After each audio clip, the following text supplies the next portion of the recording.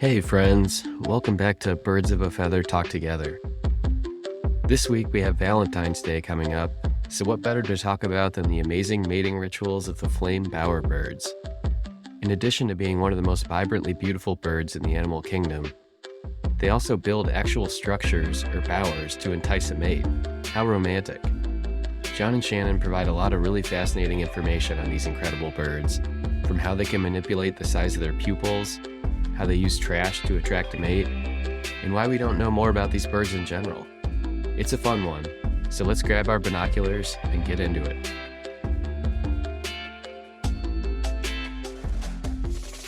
Welcome back, everyone. Today we're talking about the flame bowerbird. Shannon, I'm so excited you suggested this one.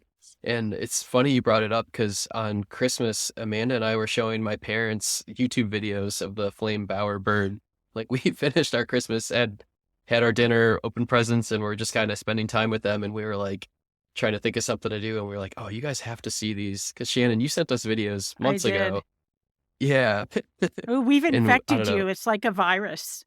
So now you're We love spreading it. it to your family. Exactly. Now who knows who they're showing it to? Hopefully a lot of people.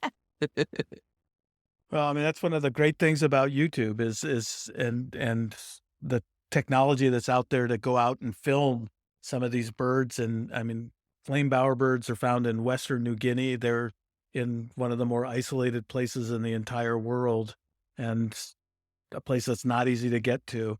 And so the idea that there's this incredible high def video of them doing their thing is amazing. And so for the listeners who aren't familiar with the flame bowerbird, they need to go look up the videos of them. But can we just give a little description of like what they look like? Because they're so vibrant and so like, I mean, it's incredible how much they stand out. They're bright red, bright yellow, vivid black, a little bit of white, and they have incredibly yellow eyes that if you look at the pictures of their displays or the videos of their displays, they can individually control the pupil size. So their eyes are pulsing more and less yellow in them independently. They can do that, control each eye independently. It's mind-boggling, their displays, the fact that things like that can evolve. It's just all bowerbirds are really cool, but this one's display for me was just particularly amazing. So I wanted to make, I had a question on that, and that is, do females are they able to move their pupils like the males do? Do you think that's a I don't, sexually selected trait? I would think so. Well, their eyes don't seem as vivid of a yellow in pictures, at least. Obviously, the specimens, we don't have this exact thing in our collections, but specimens don't have eyes, so can't check. But I didn't What think are of they looking. trying to communicate with their manipulating of the pupil? Is it more Well, attractive to have a larger pupil or Like this. I think it's the Yeah. variation, right? So if females prefer novelties, and certainly changing the size of your pupil is novel, you're more attractive. So the more out there you can be in some groups of birds, the more attractive you are. And in this case, it's interesting because bowerbirds, they attract not just with their own physical presence, which is enough on its own, but they like extend their behavior into their environments by and I don't just mean with dancing, because they obviously have that kind of stuff. They look like a matador with their cape, but they extend themselves into the environment they make these things called bowers, like little houses, like stuff, and there's different ways you can make a bower. And this one makes it by putting straight up and down sticks and then lays out its treasures in between the sticks. So it cleans this area out. It very precisely puts the sticks in lines, and then it displays how good it is at finding things that females like. And so that can be rocks, feathers, fruits, flowers, bones probably even. But now that humans have invaded the world where they live, they are also using human products, whether that's shotgun shells or bottle caps. And the You know, when you get a water bottle and you pull the plastic thing off before you unscrew it? Well, those are in their bowers. And Wow. apparently the males Yeah. know which colors the females choose. And so they, you know, because blue's not that common of a color in nature, right?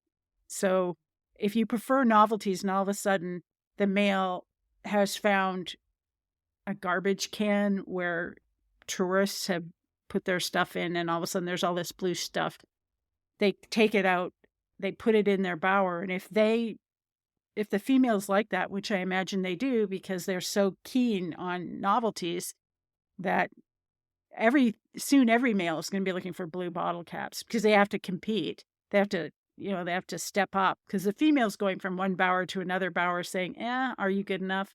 Your lines aren't perfect. And someone else has better blue stuff in their bower. So I'm going to check all these things out and then I'm going to go back to the other one. But I think you're bringing up a really interesting point there, which shows up in actually one of the videos, one of the BBC videos, which is that other males are probably learning by checking out what Sure. other males are doing, and that's probably one of the ways the whole Bower system actually evolved over time.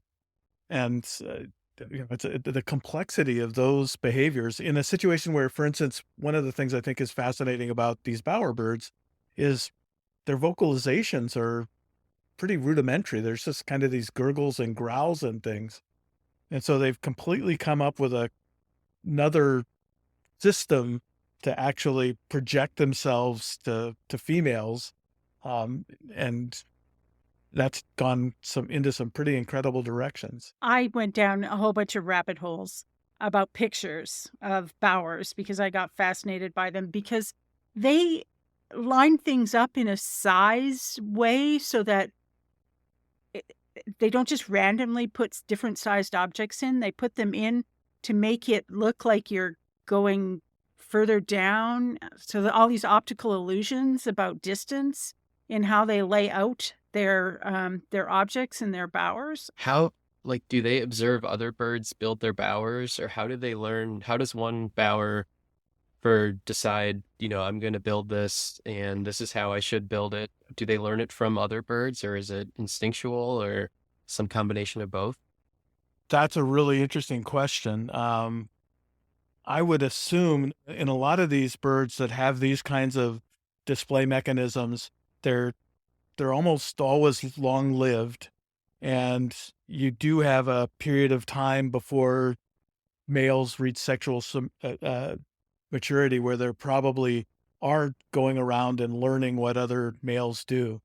And we should talk about long-tailed manakin sometime, which is a bird from South America where they dance for females. And there's very clear learning in that species. And one of the things I think, again, I come back to this, is it's amazing. Outside of the bowers, there's not a whole lot of information about flame bowerbirds in terms of what's known scientifically. They don't know much about what they eat in general.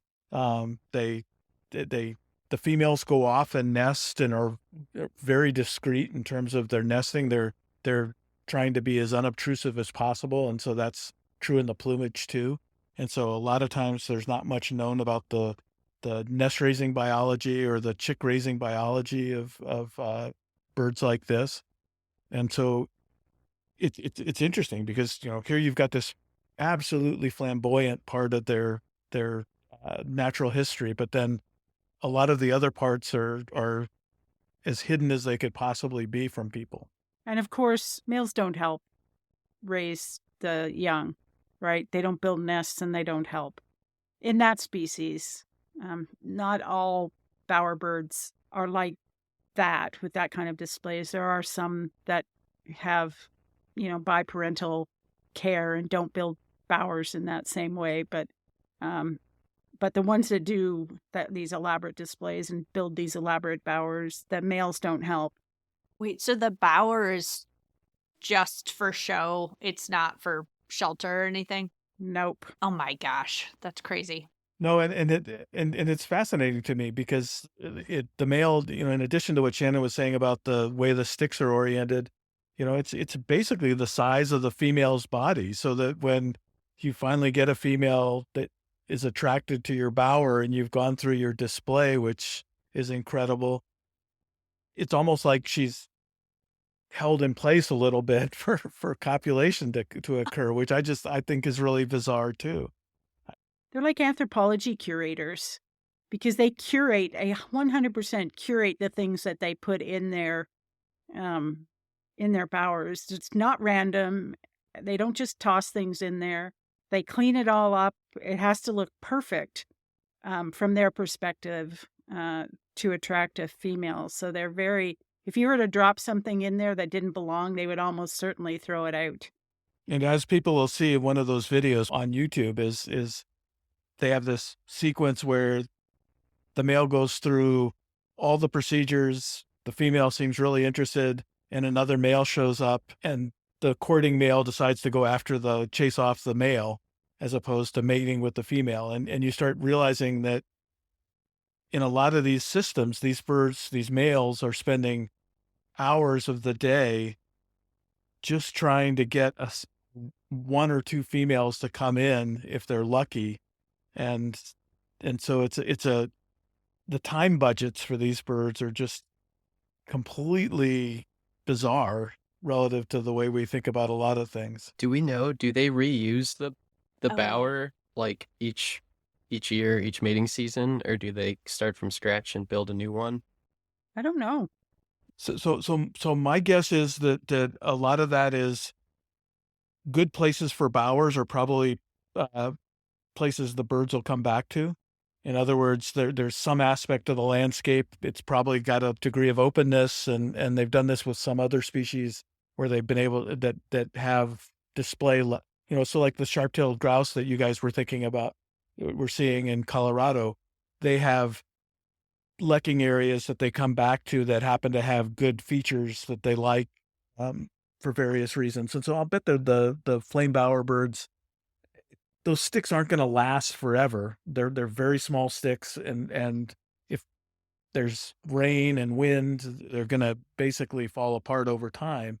So I'll bet and they're going to rot eventually too. And so I'm guessing they have to rebuild bowers on an annual basis.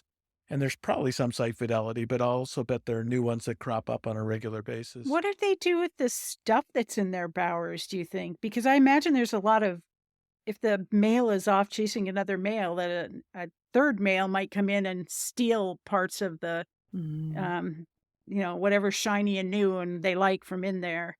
So they have like a little chest that they put things in for the winter. What do you think they do with that stuff? I don't know. I mean, I think the breeding seasons are comparatively long too. It's a very different system. So that's probably not a system, for instance, that could exist very well in temperate latitudes. And yet at the same time, there's a really fascinating shorebird called a ruff, which absolutely is a lecking species where the males have these wild plumage variations. And we should talk about that sometime. But these flame bowerbirds, another thing I keep wondering about is the oranges and reds that they possess are really optically much stronger than almost anything else I can think of in the bird world. And how you produce that is a fascinating thing to me. Do they not have a lot of predators where they are? If you're that bright, aren't they more susceptible to something seeing them? Well, that's a really good question. And the folks, the behavioral people that study things like sexual selection would point out that basically the female is selecting traits that probably reduce the longevity of the males that they're mating with. And it's like, how does that work? And those are really intriguing questions, So coming back to the pupil size, maybe there's nothing maladaptive about doing that, but certainly if you're sitting out and displaying in an open area and you're bright yellow, every predator in the forest ought to be able to see you, and that ought to be a problem. Yeah, but Yeah, it's if you have enough copulations, then you put enough babies. Although they don't have large clutch sizes, 1 to 3, I think, is the average. So it's not like they're putting a whole bunch of output. Probably because the female has to raise them on her own. She can't raise large broods like that. When I was looking up how many bowerbirds we had, and we have 16 individuals in our collections from this genus. And what it reminded me of is their placement in the tree of life. So in our really old taxonomy that our collection was organized by, they're in Paradisiidae with the birds of paradise. So they were considered part of crows, part of corvids, but once DNA-based studies came out, that's not true. They're not corvids. They're in a somewhat uncertain position in the tree of life for songbirds. So I found that really interesting. And it looks like from the limited DNA studies that have been done that they're related to tree creepers, so Australian tree creepers. And they're kind of outside of corvids and in one of the major lineages of songbirds. So they don't go with the things that they've been nested next to in field guides and in taxonomies, which is really interesting too. I can see why you might think that they're with birds of paradise. You know, their distributions, the elaborate feathers and display behaviors, all of that might make you think that, but they're actually not part of that lineage. How recent have you been able to do all like kind of the DNA studies, like to be able to tell that it's no longer part of that family, that it's part of another? There are some tissues for some of these things. There have been relatively few recent expeditions that would be collecting tissues to that part of the world. So there are some, but there are a lot of these birds a lot is overstating. There are birds in the collections across the world. And now that we can get pieces of tissues, toe pads and things like that, and sequence significant amounts of their genomes, we can start placing some of these things better in the tree of life. It's not a substitute for modern material, which lets you do a lot more. And in this case, like, for example, trying to understand where genes are being expressed, which ones and where and how. So what is being expressed in the eyes? So the eyes, it's not like feathers. The color in the eyes isn't like feathers. There are special cells, chromatophores, that have the color in them, in this case yellow. So they make colors different than the way colors are put in feathers. But we don't know, I mean, what's being expressed in their brain when they're doing this. And are there feathers? Is there pigment in their feathers? Or is that a Yeah. thing where it's refracting light? There's got to be, and I don't know this, but if I had to bet, I would lay all of my not very much money in a bet that they have ultraviolet colors. There's some kind of structural color involved in that, the vividness of the yellows and the reds. There's going to be some aspect of structure that's making those colors so vivid, so shiny the way they are. But yeah, there are carotenoid pigments. And that's not a unique color combination in the sense that there are birds. There's a genus of manakins in South America, which also have this bright yellow and red combination, and are lekking species. Yeah, I think the thing about them, as Shannon was saying, their distribution is confined to New Guinea and Australia, and so the better known species are in Australia, and some of those live in some drier habitats, but they do the same kinds of things where they build different, and the bowers vary across the different species fairly dramatically based on what's available to them. And yet what that says from an evolutionary standpoint, as Shannon was talking about earlier, is that the species with biparental care may not have as fancy a bower system as the ones where literally the male is going off after they mate, simply because the sexual selection in that system has driven the evolution of more fancy bowers over time. Yeah, I'd like to know what's going on in the female brain when she's watching those. I mean, it's like, does she get hypnotized? Because when you watch the videos, they're like completely hypnotic. And I don't know. You can't ask them, unfortunately. No, but there's an interesting thing where you could imagine a time where people might be able to put some electrodes in birds and monitor brain activity in females as they're watching some of these things, and those are really fascinating questions to think about. Yeah, we were at we ran a symposium a little while ago on kind of behavior and the things that they know about spiders now, because they can really track spider eye movements. It's just mind-boggling. So the fact that, someday we'll be able to understand a lot more about what the female bird's eyes are doing and their brains are thinking about as they do that, what genes are being expressed, especially when they go to choose, right? So what is making them make that final choice?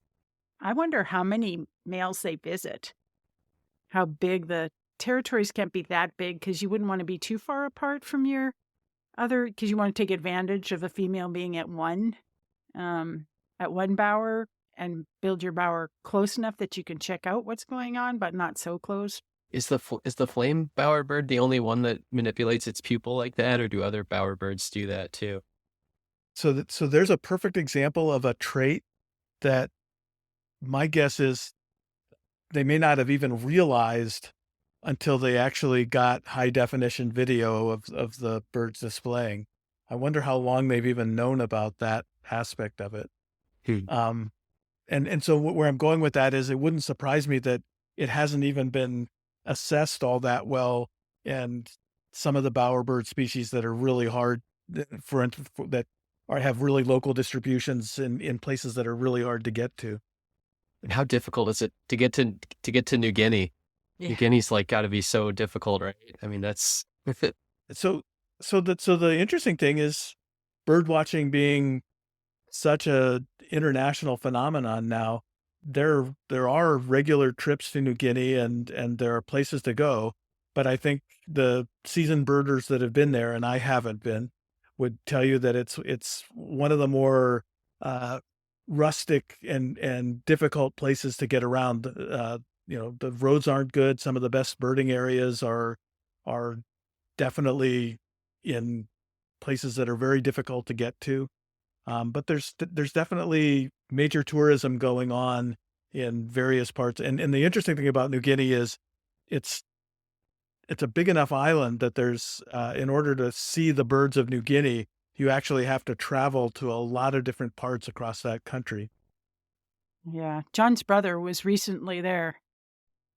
Really? Yeah. Oh, wow. But he's been all over the world. But wow. Yeah, there were a whole bunch of species he can only get there. Did he have anything on his list that he was able to cross off that he was hoping to see there, John? Yeah, a whole bunch of oddball bird.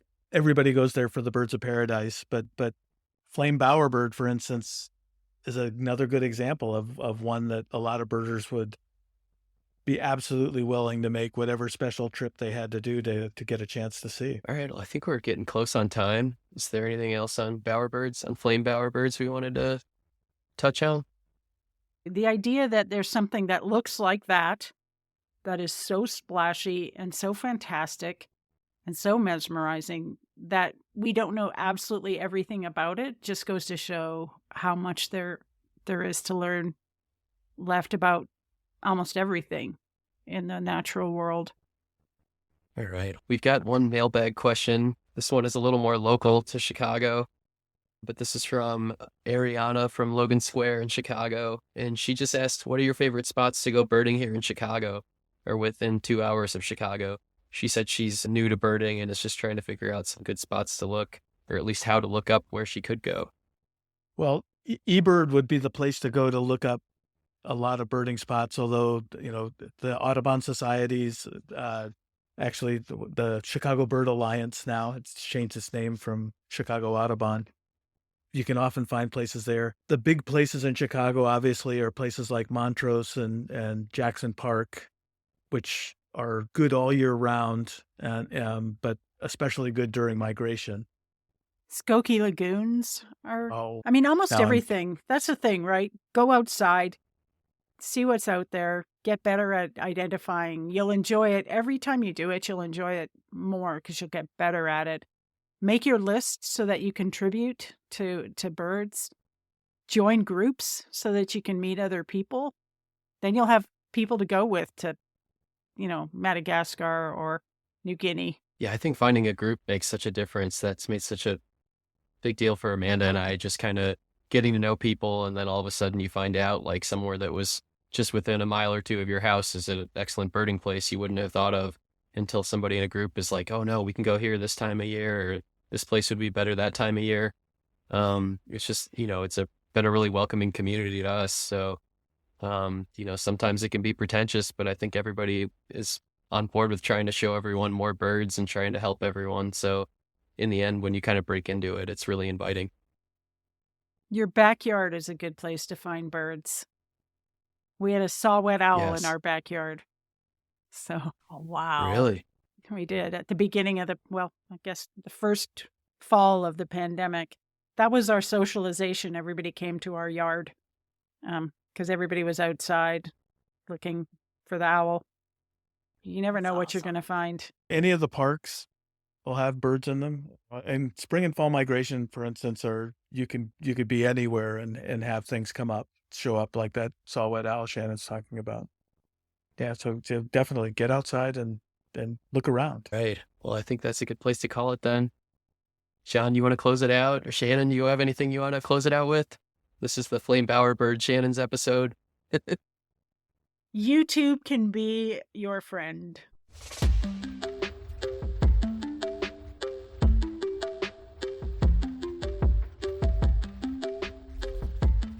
Thanks everyone for listening.